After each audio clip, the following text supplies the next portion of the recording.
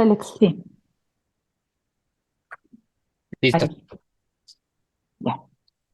Entonces, como les venía diciendo, mi sobrina fue diagnosticada con lupus hace aproximadamente 7 años, ¿no? Ustedes saben lo que es pasar, ¿no? Como toda la emoción del diagnóstico, el no saber, mi papá murió por complicaciones de artritis, es decir, tengo como una larga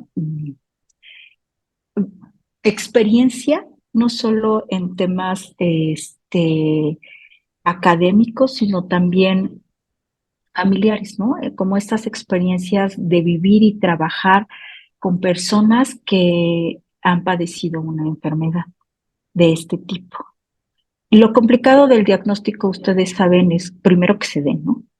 Desafortunadamente en la fundación encontré historias de terror de chicas, sobre todo muy jovencitas, que pasaron por una serie de diagnósticos que le complicaron más su estado de salud, ¿no? Porque pues llegan a manos de médicos inexpertos que no entienden estos procesos y esto es muy complicado. Me gustaría empezar más bien como por la idea de que cualquier enfermedad autoinmune, todas, ¿no? El lupus, por supuesto, entre ellas, pero todas las que se pueden llamar inflamatorias autoinmunes, no vienen precisamente de la carga genética. Yo sé que empecé a platicarles, ¿no? Toda mi familia pasó por esto, pero es una compilación de muchos elementos. Todas las enfermedades, excepto los síndromes, ¿no? Porque esos sí son genéticos al 100%, porque vienen como de una información genética diferente en los cromosomas y todo esto, pero todas las enfermedades tienen diversos componentes. Uno, como de las que vamos a hablar, tienen una importante carga genética. Sin embargo, también se ha demostrado que no todos tienen una procedencia genética, ¿no? Otro está regulado por el medio ambiente. Eh, y obviamente con el medio ambiente me refiero a qué comemos, a la forma en que vivimos, así somos extremadamente sedentarios o no, incluso los contaminantes que están circundantes a nosotros. Pero bueno, y esto es lo que me va a ocupar en esta conversación, es los factores emocionales, cómo se vive al interior de esta familia, ¿no? Por ahí de los años 70 había una teoría que decía que había familias esquizofrenizantes, es decir, que era como la forma en que la familia se comportaba, el que era el principal detonador de los cuadros de esquizofrenia o de psicosis. Bueno, pues esta teoría vamos a apropiárnosla un poco en el sentido de que las emociones, la forma en que se vive psicológica y emocionalmente dentro de una familia o dentro de nuestro trabajo, el estrés que todo esto genera es uno de los detonadores más importantes. Desde mi experiencia, obviamente no es el único, pero sí es el generador quizás del brote más doloroso o más importante. Durante estos 10 años que yo he acompañado en la fundación, cuando se inicia la exploración, la entrevista de primer encuentro, a veces tengo la fortuna de que alguien haga como este enlace, ¿no? Y cuando tengo chicas de servicio social, pues ellas hacen la primera entrevista. Pero cuando entro de lleno con las personas, lo primero que me doy cuenta es que tienen una emoción o muchas más bien emociones ahí, atoradas, no trabajadas. Pero no solo por el duelo de la enfermedad, porque es lo que pudiéramos pensar como inicio, ¿no? El duelo de la enfermedad nos está alimentando la tristeza, la angustia, la ansiedad, que también son factores muy determinantes para que un tratamiento médico funcione, ¿no? Si nosotros estamos en extremo estrés, pues no hay pastilla que nos mejore, porque nosotros somos una maquinaria tan perfecta, ¿no? Que estamos conectados, o sea, no podemos separar el cerebro del cuerpo y ambos generan las emociones, no solo el cerebro como antes se pensaba, ¿no? Tenemos terminaciones neurológicas en todo el cuerpo. Y todo ese cuerpo nos ayuda a gestar también las emociones, no solo lo que pensamos, también lo que vamos sintiendo desde el cuerpo, ¿no? Todos nuestros sentidos. Entonces, si entendemos que somos una completud y que no podemos separar una cosa de la otra, entonces también tenemos que entender que como vivamos nuestra situación emocional, es un indicador importante para saber si vamos a mejorar o no. En el tratamiento de cualquier enfermedad, pero especialmente en las autoinmunes o las que nos pegan desde ahí, es súper importante tener un equilibrio en las emociones. No solo trabajar, insisto, el duelo, ¿no? Sino que ha pasado a lo largo de nuestra historia de vida que nos coloca en esta situación sensible. Insisto, por la experiencia que yo he tenido, lo que he podido, digo, no tengo un estudio formal, es decir, no he sistematizado la información como para subirlo a rigor científico, pero mi observación me dicta que la mayoría de las crisis importantes, estas que las llevan a hospitalización, que los llevan a cuadros muy agudos, ¿no? Están muy ligados a algo emocional que se desata, ya sea una pérdida, no pérdida por la enfermedad, sino una pérdida personal, un duelo no resuelto por alguna otra circunstancia, o que hayan vivido en situaciones de violencia familiar muy encubierta. Porque a veces tenemos como esta idea de que la violencia solo es esto que se gesta a través de los golpes, ¿no? De las humillaciones latentes. Pero resulta que la violencia en el seno familiar también es algo, ¿no? Que casi pasamos por natural, ¿no? Cómo descartar la emoción del otro, cómo soportar situaciones de abuso incómodas porque creemos que eso nos toca en la vida. Y esto se va sumando, lo vamos guardando, ¿no? Se va generando dentro de nosotros dolor, tristeza, angustia. Y todas esas situaciones no resueltas terminan por detonar quizás la crisis más importante. Como todos ustedes seguramente experimentaron, antes de saber eh, que tenían lupus o alguna enfermedad autoinmune, ya habían estado como en muchos médicos, ¿no? Ya habían tenido síntomas, quizás no tan graves, ¿no? Pero síntomas que nadie entendía o que le dieron otras explicaciones y un muy mal manejo, ¿no? Que además agravaron todavía la crisis que se presentaría. Pero hay un punto de inflexión y este está generalmente, digo, no me atrevo a dar números, daría los números en mi experiencia en la fundación, están ligados al 100% a emociones intensas, ¿no? Pocas veces puedo decir que emoción intensa es felicidad. Desafortunadamente no he tenido el caso que a partir de un evento sumamente feliz alguien se enfermó. Precisamente, ¿por qué? Porque como nuestro cuerpo trabaja a través de neurotransmisores y los que generan la felicidad ayudan a bajar nuestros niveles de cortisol, que como seguramente ustedes saben, es un detonador importante de cualquier cuadro o crisis que podamos tener, ¿no? Entonces todo esto se va como conjuntando para tener esta crisis, ¿no? Esta que nos llevó al hospital, esta que no nos permitió movernos en algún. El tema y lo complejo es que el resto de la familia o los que nos circundan terminan por no saberlo, no entenderlo. Entonces, un manejo que sugiero siempre, pues es que no solo se trabaje con la emoción personal, sino con la familia, ¿no? Con los elementos que están ahí generando estas cosas inciertas que nos llevan al dolor, a la angustia, a la tristeza. Eh, Voy a platicar, por ejemplo, el caso de una chiquita que he acompañado, yo creo que unos 4 años más o menos en la fundación. Ella tiene lupus y también tiene fibromialgia.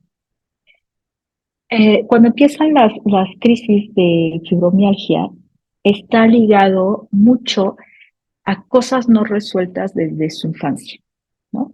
ustedes saben que la fibromialgia, o bueno, así se ha catalogado como una enfermedad que parte del sistema nervioso, ¿no? Pero aquí lo más importante es que es una forma en que el cuerpo resuelve un trauma, ya sea físico o emocional. El cuerpo contuvo ese dolor y años después, ¿no? Lo brota o meses después. A veces, por ejemplo, cuando es un choque muy severo, lo brota casi inmediatamente, pero cuando es un trauma emocional, tarda tiempo. Y parece que las enfermedades autoinmunes son el último detonador, ¿no? O sea, ya está el trauma, ya está el dolor contenido y entonces tienes, por ejemplo, el lupus, que es una enfermedad sumamente inflamatoria y se destapa, o artritis o cualquier otra cosa. Entonces, por eso es que les digo, nada es por sí, o sea, nada es solito, nada es espontáneo, ¿no? Viene por un cúmulo de situaciones. ¿Qué sería aprender a trabajar las emociones? Bueno, primero quizás aceptar que nadie vive en una situación perfecta, que todos tenemos emociones no resueltas, incluso aunque hayamos pasado procesos terapéuticos, como va moviéndose la vida, nos da nuevas emociones y a veces tal vez no tengamos las suficientes herramientas para enfrentarlo. Y eso puede ser un determinante para una crisis. No solo vamos a trabajar el yoga, el ejercicio, la respiración consciente, eso termina no siendo suficiente. Hay que trabajar la raíz de la emoción, ¿no? Y eso pues vendrá de la mano de un ejercicio de reconocimiento. ¿Qué siento? ¿Qué estoy haciendo con lo que siento? ¿Y cómo lo comparto a los demás? Creo que eso es lo más complicado, porque además, como en esta falsa visión del bienestar y de los coaching, ¿no? De siempre tienes que tener una actitud positiva y tú échale para adelante, todas estas cosas que terminan siendo abusivas, ¿no?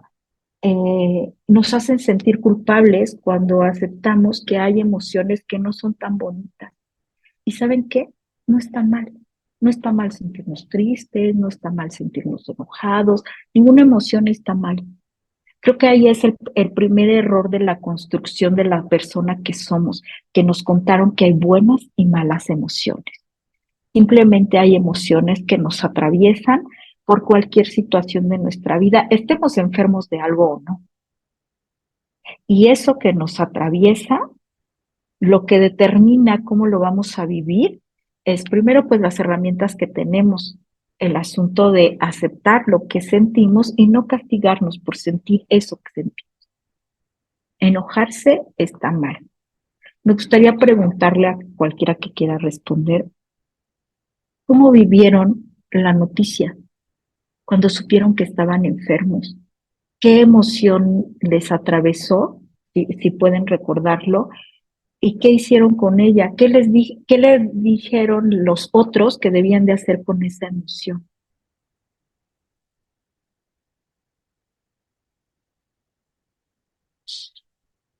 Bueno, yo de inicio, así en cuanto tuve el diagnóstico, fue miedo, mucho miedo y sí enojo. Ujú. ¿Y cómo hiciste para traspasarlo?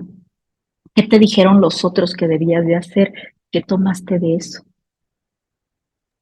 Pues en realidad no, o sea, en cuanto a médicos, no tuve ninguna guía más que la frase trillada que tal vez entre nosotros ya nos resulta casi hasta ridícula, el échale Ujú, ganas. Pero conocí, precisamente se me atravesaron en el camino, pues el grupo de amigos que tengo ahora, que son ellos, eh, y platicando con ellos y sacando tal vez esa emoción, ¿no? Ese ujú. sentimiento, pues, ¿no? Es de Y, no y también, castigarse, ¿no? Ujú. ujú. Creo que O sea, y es el justamente, compartirlo y el saber que no estás sola, que no estaba yo ujú, sola y que no era la única, o sea, no tenía por qué sentirme así de, ay, ¿por qué a mí? Porque sabía que había más compañeros que estaban igual o peor que yo y aprendí de ellos también. Aprendí de Alex, aprendí de Sari, aprendí de Alita, y de Lupita con su hijo, y fue como me rescataron Claro. emocionalmente. ¿Alguien más? En mi caso sí fue igual como la incertidumbre de que el qué va a pasar, el que realmente yo no conocía esta enfermedad y en mi intento como por informarme veía puros como casos no positivos. Entonces justo te lleva al miedo y de alguna forma la resignación de que vas a acabar mal. Ujú. En mi Uy, caso, eso pues es me muy enteré fuerte. a los 26 años, pero con el indicio de que probablemente ya lo presento desde tiempo atrás. Entonces, justo es como, siento que en este tipo de enfermedades es más como el saber o el preguntarte cuánto tiempo me queda, porque sí, los médicos te la avientan tal cual de no hay cura y casi casi pues resígnate, ¿no? Y justo como dice el cita, es como, en mi caso lo que me ayudó es el saber que sí hay casos que quizá la han pasado peor que yo y que aún siguen con vida, que hay personas que llevan muchos años con esta enfermedad y que han hecho sus vidas pues normal. Entonces es eso, ¿no? Del que sí, no es mi culpa, no es algo que yo buscara o que yo me merecía y que pues sin tener como respuesta de eso, me toca a mí ver el que sigue, el que hago yo con lo que ya tengo. Ah, gracias, Ari. Pero ¿te gustaría compartirnos un poquito? Mm, Cuando a mí me diagnosticaron, pues no fue más fue como, no sé cómo explicarlo, puesto que ya me había puesto a investigar más acerca de la enfermedad, ya no me pegó tanto, sino fue el que me pegó era el que mis papás me querían como que sobreproteger de eso, y era más mi coraje a la sobreprotección que tenía, porque yo me sentía como de atrapada en una burbuja. Mm. Entonces, fue más eso como de decirles, es que déjenme hacer mi vida normal, por así decirlo. Ya ahorita ya lo han entendido y ya llevo una vida a como yo la quiero manejar. Gracias, Vero. Eh, justo esto, ¿no? Como todas estas experiencias que nos nutren o que los han nutrido a ustedes, es probablemente una de las herramientas más importantes que ustedes mismos generaron, ¿no? La capacidad de hablar con otros de cómo se sienten, de la verdadera empatía, que yo siempre digo, eso no existe, así como lo plantea la psicología, y no existe porque de verdad es imposible estar en el lugar del otro, ¿no? Porque tiene realidades muy particulares que solo les compete a ustedes. ¿Cómo van a vivir la emoción es diferente a cómo yo la voy a vivir? ¿No? ¿Cómo la va a vivir Vero? ¿Cómo la va a vivir Elsa? Entonces, es muy diferente y desde ahí entender que podemos tener un acercamiento a la sensación o la emoción del otro, que podemos acompañarnos desde la compasión, desde el entendimiento, desde la solidaridad, pero decir, yo sé exactamente lo que sientes, insisto, y me gusta usar esta palabra porque es importante entender que son situaciones violentas. Es abusivo pretender que tú sabes lo que el otro siente, porque no lo sabes. Es abusivo que te digan, échale ganas y con eso todo va a mejorar, ¿no? Como este lenguaje con el que nos han querido trabajar todo el tiempo. Algo que en mi narración de mi historia familiar omití decirles es que hace 2 años a mí me diagnosticaron espondilitis. Aunque, como dice Vero, ¿no? Yo ya tenía investigado, pues porque he trabajado y acompañado, es más, mi primer caso en la fundación fue un caso de espondilitis anquilosante muy severo, donde él prácticamente llegó arrastrándose al consultorio. Lo primero que trabajamos, pues no solo fue la aceptación de la enfermedad, ¿no? sino todo el dolor emocional que venía arrastrando desde su infancia, y eso lo ayudó a enfrentar de manera muy importante la vida, ¿no? Volverle a tener amor a la vida, a pesar de que él también tiene 3 enfermedades bien complejas, ¿no?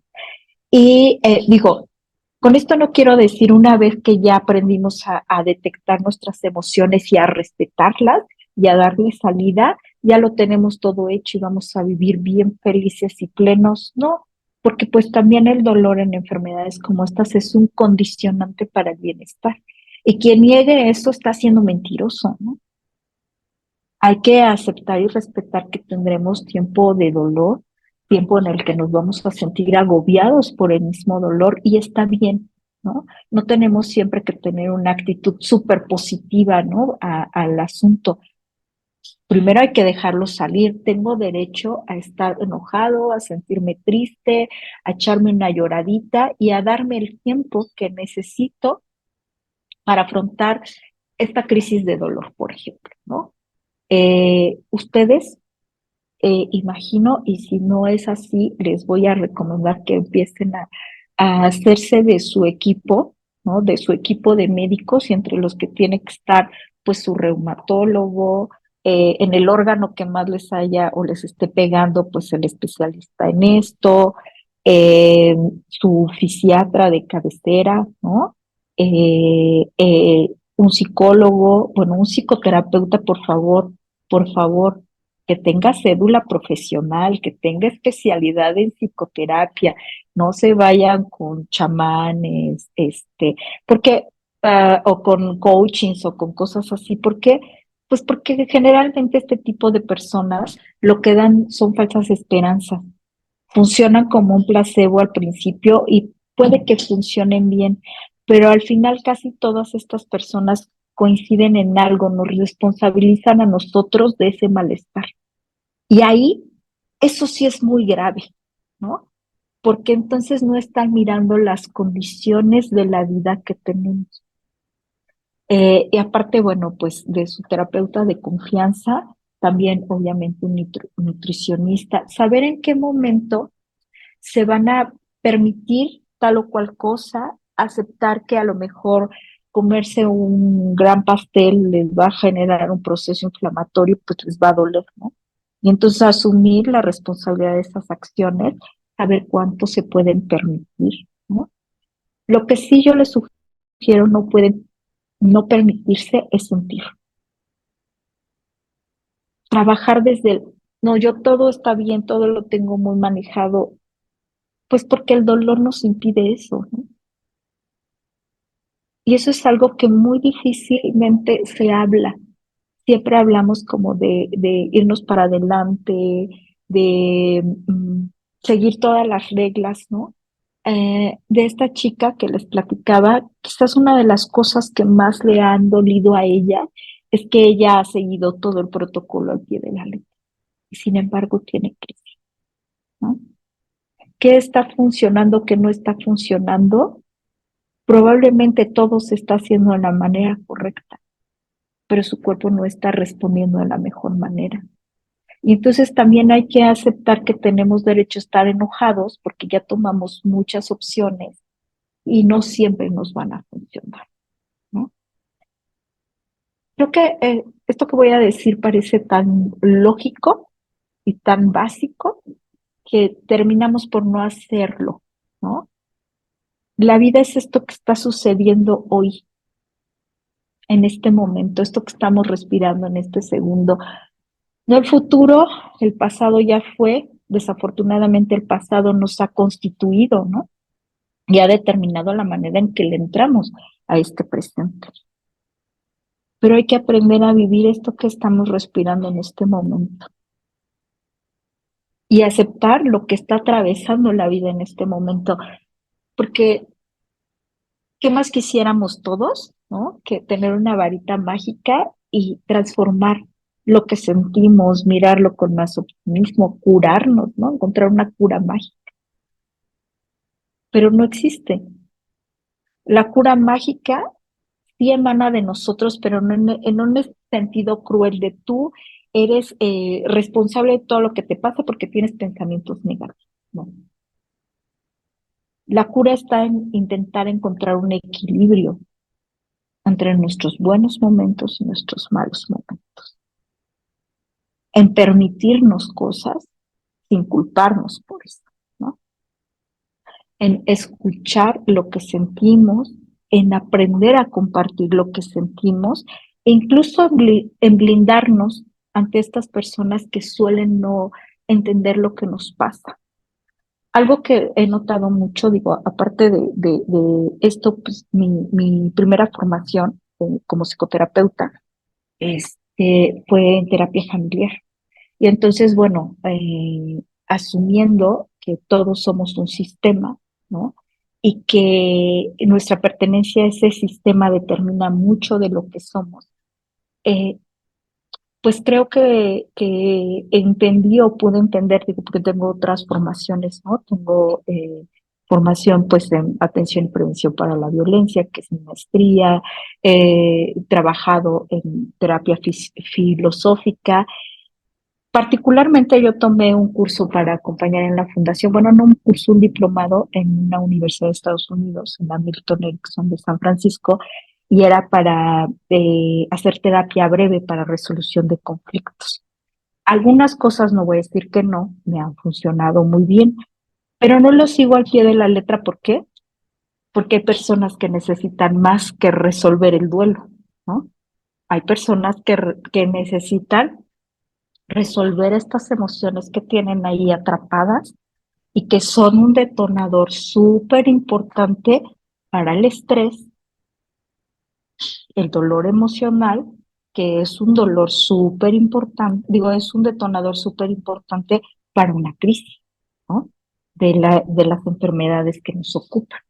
Entonces, con esto quiero decir, pues, que todo esto que yo he aprendido a lo largo de mi carrera profesional, lo hice como una mezcla, ¿no?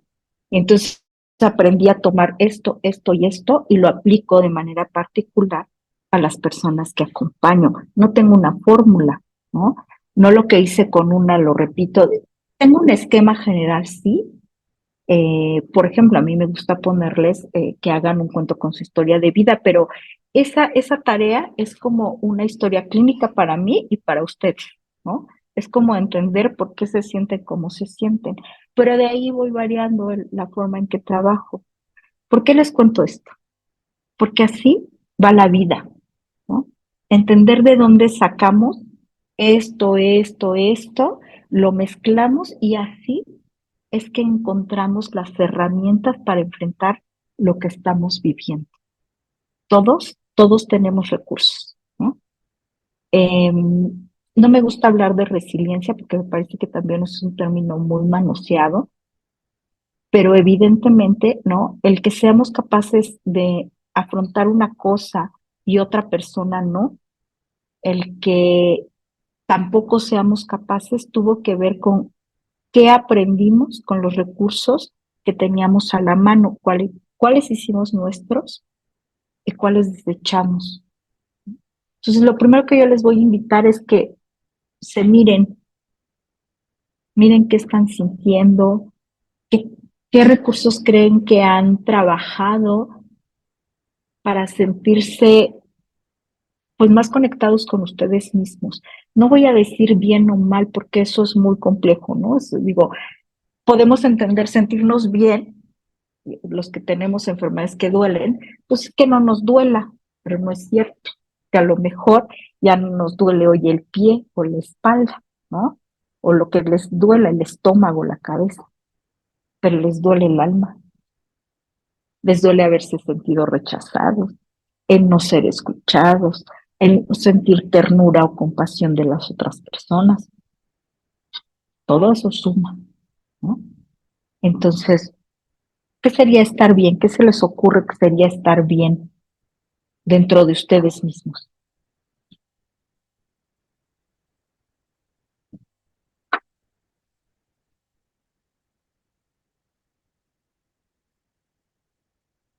Alex, ¿no has hablado?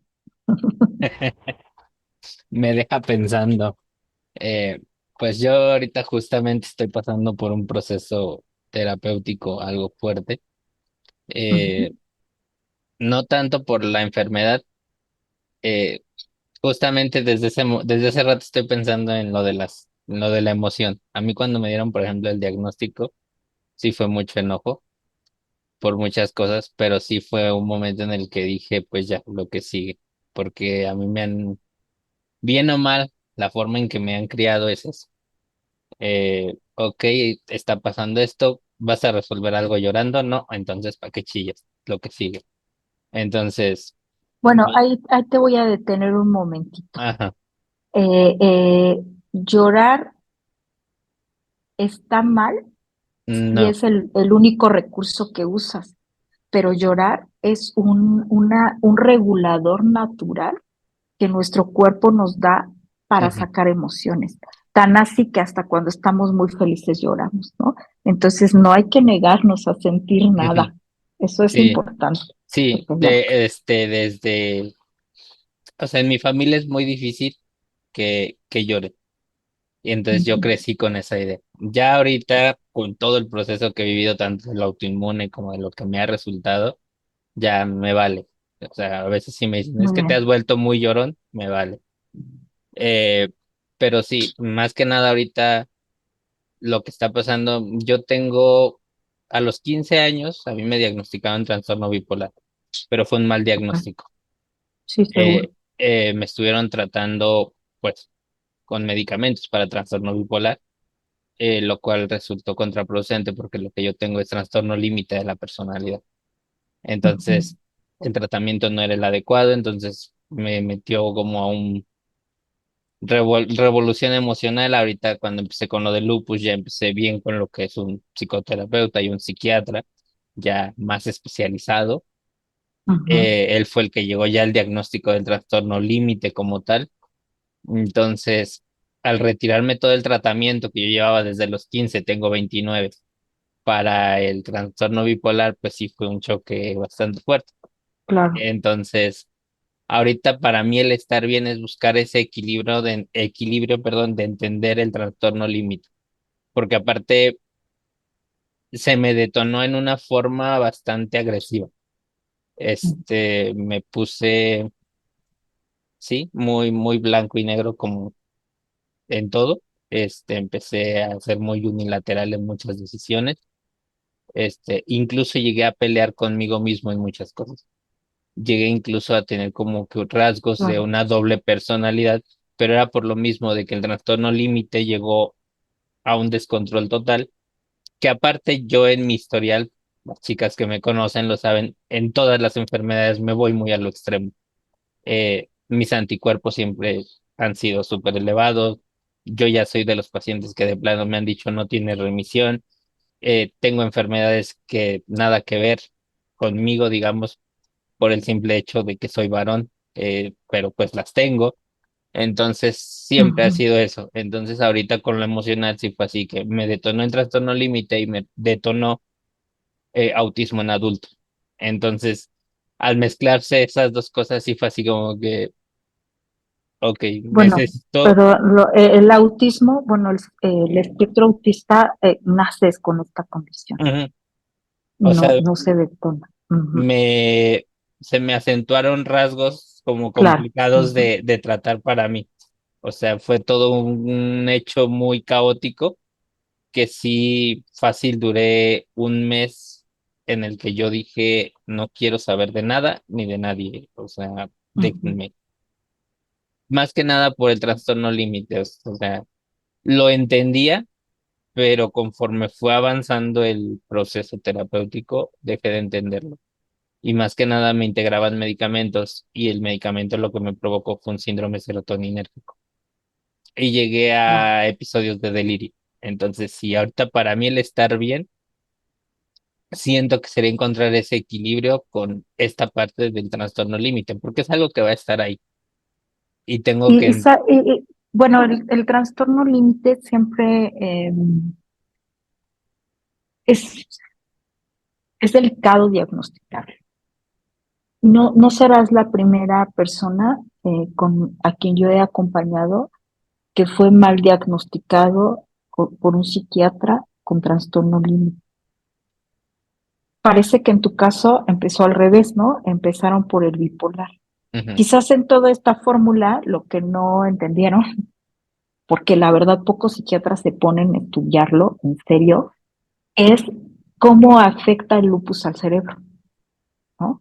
Sí. Cómo ese proceso inflamatorio es el que puede detonar esto. Y entonces en las clasificaciones tanto de la CIE-11 como del DSM, creo que ya van en el 5R, dicen todas las clasificaciones, si todos estos síntomas provienen de otra enfermedad, entonces no pueden ser diagnosticados como tal.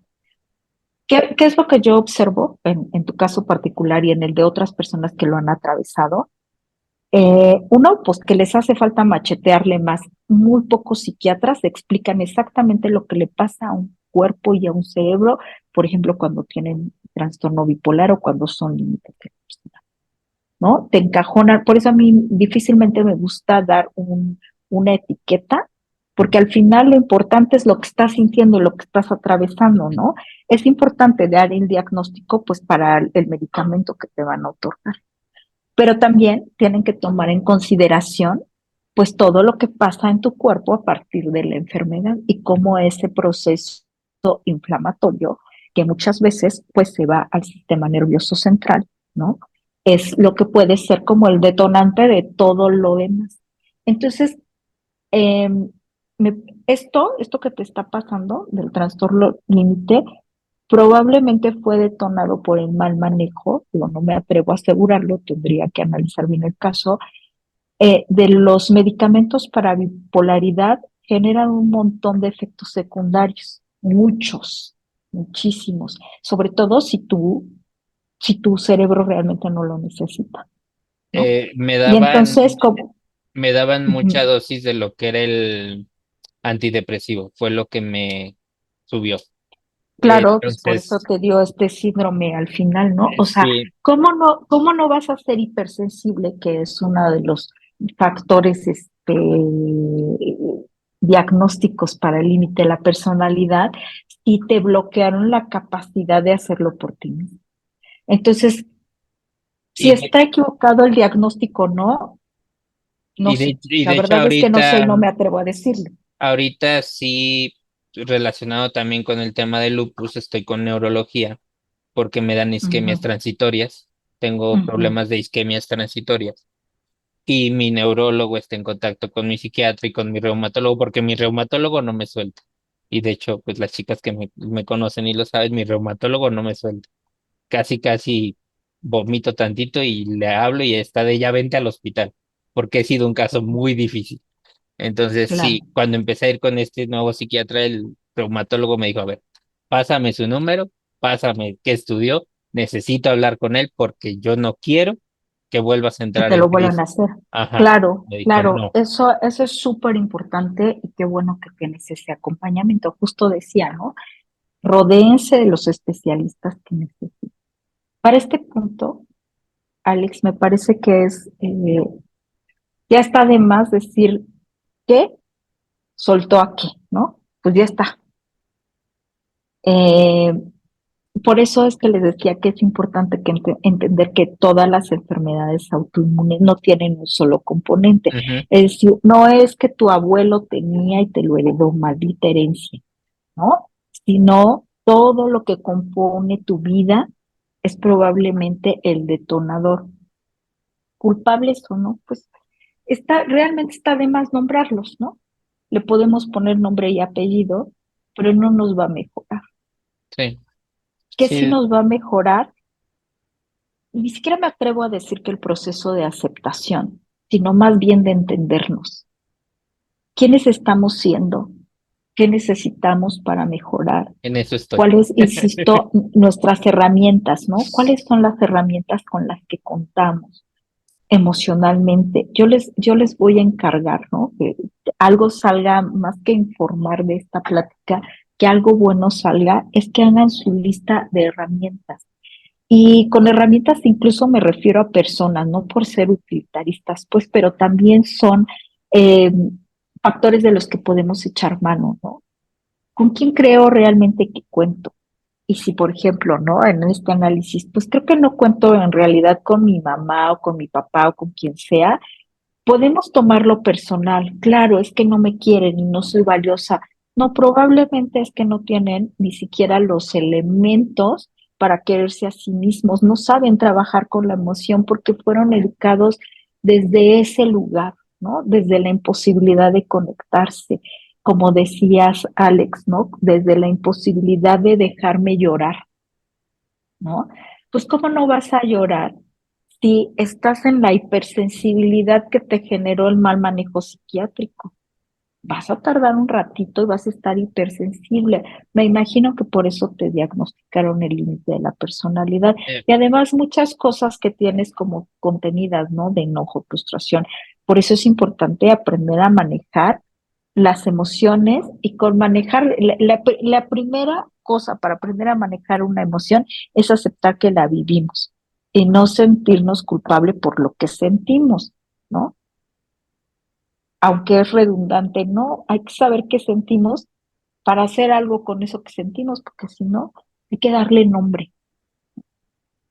Sí, en El, ese, en el ese ap- proceso estoy. el apellido sería la causa.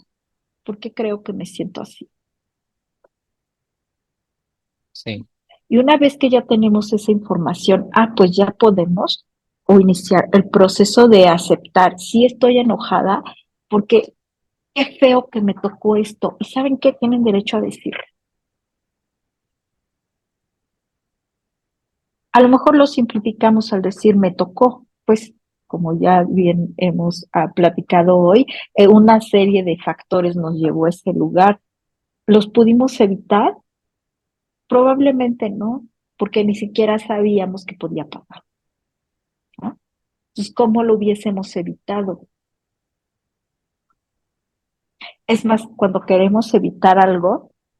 terminamos por lo general haciendo algo que se llama la profecía Oh, autocumplida. Tanto autocumplir. miedo tenemos a evitarlo que terminamos haciéndolo, como el Kung Fu Panda, ¿no? Como el maestro Shifu, que tenía tanto miedo que Shailon saliera, que manda a su asistente a ver que no saliera, se le cae la pluma y eso es lo que desata todo. Bueno, pues así funcionamos cuando tenemos demasiado miedo y queremos La profecía evitarlo. autocumplida. Todas nuestras acciones van encaminadas a alcanzar eso y lo hacemos desde el inconsciente, ¿no? Entonces, ya primero trabajar si estoy enojada, estoy harta que no me entiendan, todo esto que les atraviesa en los momentos de crisis. ¿Saben? Este catedrático de la felicidad de Harvard, que nunca me acuerdo cómo se llama, porque además soy re mala en el inglés, eh, da una explicación científica a lo que hacemos, por ejemplo, en terapia narrativa. La terapia narrativa lo que te invita es a escribir sobre lo que sientes y después lo vas transformando. Digo, lo estoy acortando, pues es más complejo que eso, pero después lo vas transformando a una situación más ideal, ¿no? Y en el proceso en que tú lo vas escribiendo, estás trayendo desde el inconsciente a procesos conscientes cómo llegar a ese cambio, ¿no? Bueno, este hombre dice, ¿no? Lo explica científicamente. La emoción o estas cosas que nos atraviesan, que nos lastiman o que nos castigan, los tenemos las emociones en la amígdala, que saben ustedes es la parte del cerebro más prehistórica que tenemos, ¿no? Eh, entonces, si nosotros lo dejamos ahí, en la amígdala, siempre vamos a actuar visceralmente, solo desde la emoción, sin darle forma, sin entenderlo, ¿no? Un poco lo que puede pasar o te pudo pasar, Alex, por ejemplo, en la crisis, es que solo trabajaste desde esta emoción contenida sin pasarla por ningún filtro, ¿no? Entonces, lo que propone tanto este hombre de Harvard como terapia narrativa es: haz consciente lo inconsciente y la forma más fácil para hacerlo es escribirlo.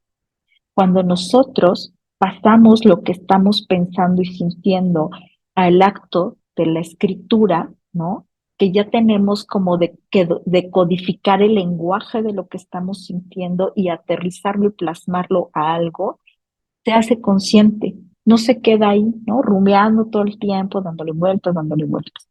Ya lo traemos a nuestra realidad y empezamos a hacer varios procesos, entre ellos aceptar que sí es cierto que sentimos eso y que no está mal sentirlo, más que hay que saber qué hacemos con eso, De hecho, ¿no? sí escribo bastante. Súper, eso es maravilloso, ¿no? Ahora, el paso siguiente sería transformar eso que estás sintiendo, ¿no?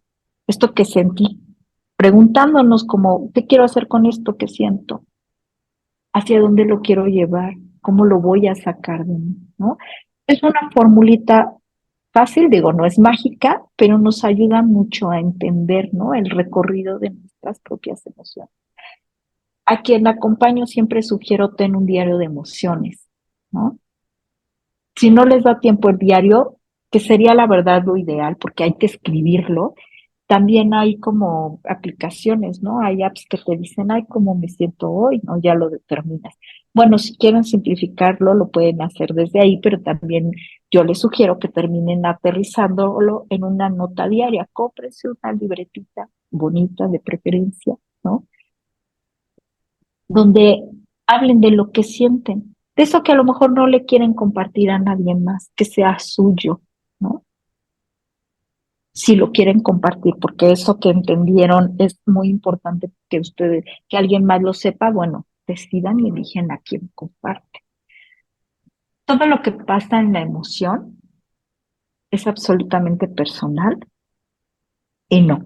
Es decir, cómo aprendimos a sentir, nos lo enseñó nuestro medio. Si ya no estamos cómodos con ese aprendizaje, bueno, primero que hay que entender, vuélvanse súper observadores, bien científicos de su propia vida. ¿De dónde aprendí esto yo? ¿No?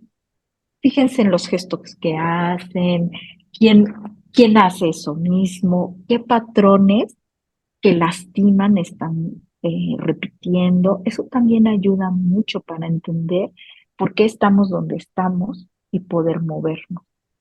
¿No? Es como, tú ves a niños súper berrinchudos, ¿no? Que lloran, patalean y dicen, ay, chamaco insoportable, ¿no? Bueno, pues ese niño es así porque aprendió, ¿no?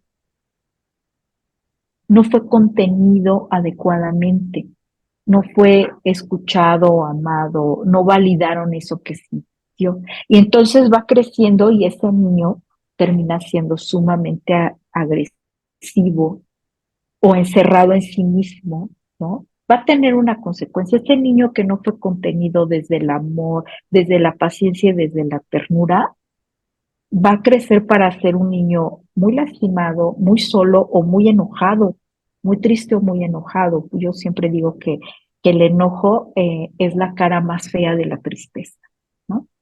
Todos encontramos una salida a eso. Entonces, vieron intensamente dos, supongo. No, yo no. Bueno, pues véanla, por favor. Explica así como muy ilustrativo, no creo que nadie haya explicado ilustrativamente mejor cómo funciona, primero, cómo conformamos el árbol de la personalidad, ¿no? Desde nuestras experiencias, desde lo que nos dijeron que debíamos sentir, ¿no? De, sobre todo en esta idea que pensamos que tenemos que ser buenos, buenos, ¿no? Y esto un poco nos ilustra que también podemos ser, que somos yin yang, ¿no? Y que no siempre tenemos que ser buenos, eso no es normal, ¿no? Y eso es lo que nos enferma, querer ser algo que nos contaron que es normal. Otro también pues ilustra muy bien el qué hace nuestro cuerpo cuando está en ansiedad, ¿no? Cómo a pesar que estemos en movimiento o en esta agitación emocional, pues nos paralizamos. Está muy linda en el sentido que explica mucho cómo funcionamos desde la emoción. Creo que lo más importante de estas películas, eh, es entender que no hay emociones buenas y malas, que simplemente hay emociones que nos permiten afrontar la vida. A veces no de la mejor manera porque nos llevan a más crisis y a conflictos, pero eso es algo inherente a lo que somos, ¿no? No podemos vivir sin emociones porque esas emociones son generadas por los neurotransmisores que nos hacen movernos. Insisto, somos una, ¿no? Todo lo que sentimos se genera a partir de la información de vida que hemos tenido. Por eso, un buen camino para empezar esa transformación es primero aceptar lo que sentimos y entender de dónde lo aprendemos. Eso nos va a dar un norte enorme para alcanzar un poco como el equilibrio del bienestar, ¿no? Sobre todo, insisto, en las crisis de dolor. Yo quiero, después que terminemos esta charla, siéntense a reflexionar qué detonó su crisis de dolor más importante o las últimas, ¿no? Y casi les puedo afirmar que estuvo ligado a una emoción muy intensa.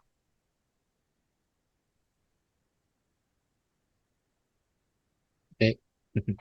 No me voy a aventar como esta teoría, ¿no? De los que vibran alto, ¿no? Que sí,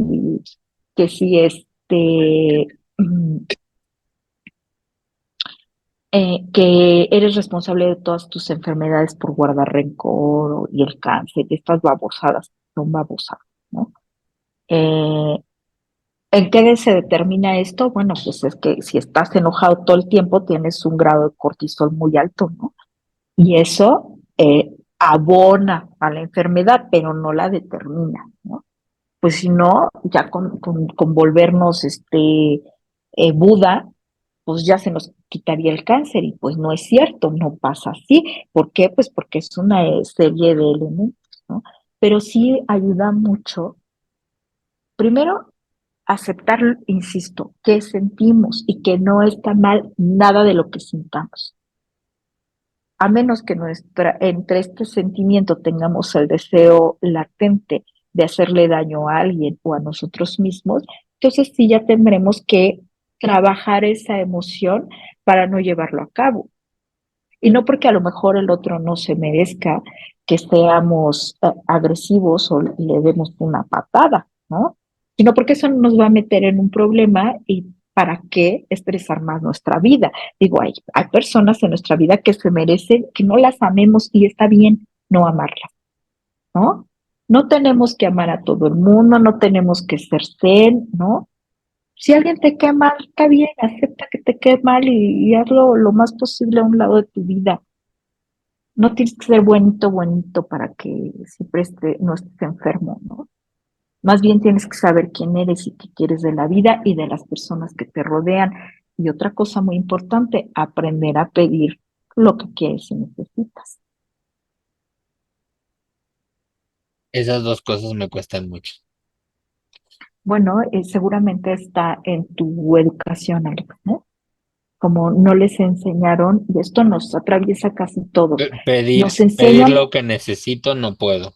Me cuesta mucho. Y otra de las cosas por lo que llegaron a lo del trastorno fue cuando a mí me hacen enojar, surge algo en mí que es muy autodestructivo.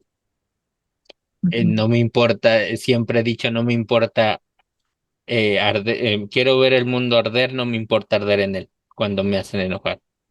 claro, pues porque todos tus neurotransmisores están desregulados. Y respecto a los neurotransmisores desde niño, y eso sí, desde niño, no, no tengo como que rastros, no sé cómo lo llegaron nunca a ese diagnóstico, nunca supe, pero todos los doctores me lo han dicho siempre, incluso el reumatólogo, de dopamina, serotonina, ni tiamina, no me acuerdo qué Es que, otro. es que se hace un rastreo en los Eh, análisis, este, sale. O Me sea, sí se dijo hace un mapeo. Ujú. serotonina, dopamina, endorfina, tiamina, me las han intentado integrar con medicación, nunca han podido, nunca he segregado, yo desde que tengo memoria nunca he segregado serotonina, nunca. Claro. Bueno, esto A no es excepción, mágico, a pero excepción del síndrome serotoninérgico, y por eso me claro. quitaron el medicamento, porque se dieron cuenta que no, o sea, realmente mi cuerpo nunca aceptó la serotonina. Bueno, esto no es una fórmula y esto yo se lo sugiero a todos. Eh, Moverte es la mejor manera de trabajar de manera natural Ujú. todos los neurotransmisores que nos dan bienestar. Moverte es no solo hacer ejercicio de pesa y fuerza, que bien le sirve muchísimo, sino también bailar, ¿no? Cantar, es decir, hacer actividades, aunque no estemos emocionadas o emocionados por hacerlo, hacer actividades que no nos dejen estáticos. También hacer actividades intelectuales es muy importante, ¿no? ¿Por qué? Porque esos son generadores naturales de eso, ¿no? Bueno, ya que se sostenga o no, pues ya es un asunto que tanto tu psiquiatra como el neurólogo deben ver, pero lo que a ti te tocaría, Es hacer pues eso. es las acciones, ¿no? Las acciones. Lo único que nos mejora es accionarnos, no en el asunto de échale ganitas, no, sino en el asunto de decidir con qué estoy más cómoda o cómodo y cómo me muevo al respecto de eso. No, y yo con Claro, esta sí, frase estoy peleadísimo. A mí me dicen de échale ganitas. échale ganas No, y ya saben cómo les contesto. claro, pues porque es muy abusivo, ¿no? Es muy abusivo decirle a alguien échale ganas cuando estás como atravesando cosas que los otros no pueden entender. Creo que ahí viene un poco la frustración. A ver, aquí hay chicas que no han hablado, también otro caballero, Iván, Iván, Rita, Ale, eh, es Fernanda, Ferna, no sé, ¿les gustaría compartir algo,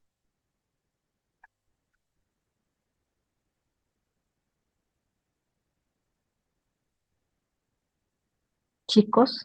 No, nomás no se vayan a amontonar, por favor. Sí, digo, desafortunadamente ya vamos a tener que ir cerrando porque ya en 5 minutitos llega mi, mi paciente, mi tercer Yo, paciente no- del yo día. tengo Ajá, una pregunta.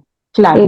Hablando de la frase favorita de Alex de échale ganas, Ujú. una vez una amiguita me preguntó, bueno, ella también tiene alguna enfermedad y como que se ha unido mucho a mí, porque dice que yo que soy como un ejemplo para salir adelante y no sé qué, y digo, bueno, pero en cuestión al échale ganas, ella me pregunta, como que no me entendió alguna vez algo compartí para mí, bueno, y discúlpenme todos la expresión de que el échale ganas es como si me mentaras la madre. Y entonces ella me pregunta, ay, entonces, ¿qué hago cuando veo que alguien está pasándola mal? Porque mi primera frase en decirle, eso es palabra de ella, ¿no? La primera frase es de, pues échale ganas. ¿Qué le digo? Y entonces así como que, ¿qué le decimos? Bueno, ¿No? lo primero, la primera sugerencia es como cuando alguien se va de nuestra vida, ¿no? Es que les dices, lo siento mucho, no, mijo, nunca vas a sentir lo que yo estoy sintiendo. Podría ser, en ese caso, te acompaño en tu dolor. Ah, que es muy diferente, ¿verdad? Qué diferente se oye. Bueno, pues lo mismo, cuando échale ganas, la sugerencia sería nunca lo digas, porque no sabes las condiciones del otro. Y entonces, regresando a la frase anterior, ¿cómo quieres que te acompañe? ¿No? ¿En qué te puedo ayudar? ¿Quieres que te ayude? Creo que la bondad, este simple acto de bondad de sentarte a un lado de una persona y sostenerle la mano o pasarle un pañuelo para que llore, te puede cambiar la percepción de esa persona. Si no tienes nada que decir bueno, y entre ellos lo muy malo de decir échale ganas, no digas nada, solo acompaña, ofrece un vaso de agua, pasa un pañuelo, escucha, ¿no? Ese simple acto de bondad le puede cambiar la situación a una persona. El que nadie te diga cómo debes vivir tu enfermedad. Porque digo, yo no voy a decir nombres, pero realmente muchas de las personas que yo he acompañado en la fundación han tenido doctores muy crueles, cero empáticos con lo que están pasando, empáticos en el mejor sentido de la palabra, pues entender que sufren mucho, aunque no puedan estar en su lugar. Pero el tratarte como un número, como ya sé lo que tienes, o sea, con esto, y si no mejoras, algo estás haciendo mal. Pues no, porque no es cierto. No sabes las condiciones, es como el caso que les platicaba esta chica. Ella sigue las indicaciones al pie de la letra, ¿no? No ha mejorado, bueno, porque hay otros elementos que no están en su poder para hacerlo. Lo que a ella le ha correspondido lo ha hecho, y tiene frustración, sí, y que creen que tiene derecho a sentir frustración, ¿no? Ujú. Entonces, lo que yo les sugiero es, ¿cómo les gustaría a ustedes ser acompañados? Pregúntense. Y una vez que lo decidan, compártanlo. Yo de ti necesito esto. Incluso si es alguien que es mala persona o cruel, ¿no? De ti necesito distancia o que me pases mis medicinas, nada más, ¿no? También aprendan a poner ese límite. Dice un dicho que de buenas intenciones está lleno el camino al infierno, ¿no? Entonces, si no se sienten cómodos con eso que pasa con los demás, pues exprésenlo, ¿no? Y trabajen sus propios actos de bondad, primero para ustedes mismos y después para los demás. ¿Le gustaría a alguien más compartir otra cosa antes de que terminemos esta bonita charla? Primero, digo, antes que nada, les agradezco mucho el que me hayan escuchado eh, y bueno, espero que algo de lo que hablamos hoy les lo hagan suyo y les ayude a trabajar en sentirse mejor. ¿Alguien más que guste hablar? A mí ya me dejó pensando. Se me está reseteando el Windows. Sí, es que sí, o sea, muchas cosas se me dificultan. Por ejemplo, el expresar las emociones entre ellos. Eh, para mí es muy complicado. O sea, para abrirme con las chicas me costó mucho y me volví a cerrar de nuevo cuando empecé todo el proceso terapéutico por lo mismo. O sea, fue una explosión tan interna que dije, no, no estoy listo para sacar todo al mundo. Bueno, eso es muy honesto de tu parte, ¿no? Darte el tiempo necesario. O sea, por ejemplo, la tanatología de antes, lo pésimo que hacían era como darte un tiempo en que era adecuado sentir tal o cual cosa. Y si no era en ese tiempo, entonces era Estaba mal. patológico. Ay, cuántas personas terminaron todavía con más dolor por esa tontería, ¿no? Todos tenemos un tiempo que nos pertenece, ¿no? Que es inherente a nuestras propias necesidades porque somos seres particulares. Nuestra historia de vida no se parece ni la de nuestros hermanos, ¿no? Porque tenemos circunstancias de vida diferentes y desde que entendemos eso, entonces dejamos de querernos meter en zapatos que no nos corresponden y que terminan doliéndonos. Sí, sí, por eso estoy Lupita, ¿te como que gustaría compartirnos algo antes de que terminemos esta charla? No. Ok, bueno, pues No, perdón. Es que en mi caso, quien tiene lupus es mi hijo. Tengo un niño de 16 años, un adolescente, que tiene lupus diagnosticado desde hace 2 años, pero él además tiene déficit de atención. La manera como él ve la vida es, pues, muy difícil y digo, muy diferente. Entonces, para mí ha sido complicado ponerme en sus zapatos, porque él, aunque tuviera dolor, se levantaba con una sonrisa y se levantaba cantando y se levantaba bien. Entonces, es difícil sentirse mal cuando él está así. Bueno, pues realmente sí es una ventaja eso, como vive Es tu una hijo ventaja esto. maravillosa, porque al Yo, final, Lupita, lo que les sugiero es que lleven terapia familiar. Eso les va a ayudar mucho a consolidar el bienestar en general, porque algo que no me dio tiempo de hablar, ¿no? Como es una enfermedad tan compleja, ¿no? Tan costosa, que puede llegar a ser muy discapacitante, pues también jala toda la familia, ¿no?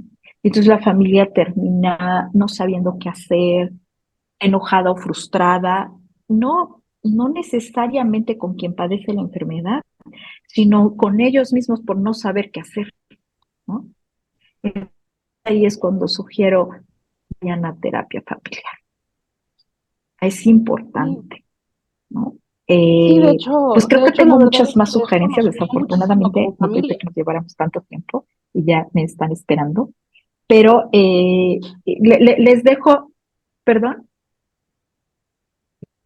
no te escuché, Lupi.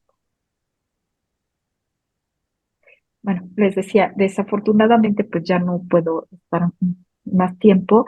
Les agradezco el interés, la confianza y me Muchas ofrezco para gracias. que continuemos con esta conversación que seguramente no debió haber sido programada de 1 hora, sino de un poco más. ¿Sí me escuchan?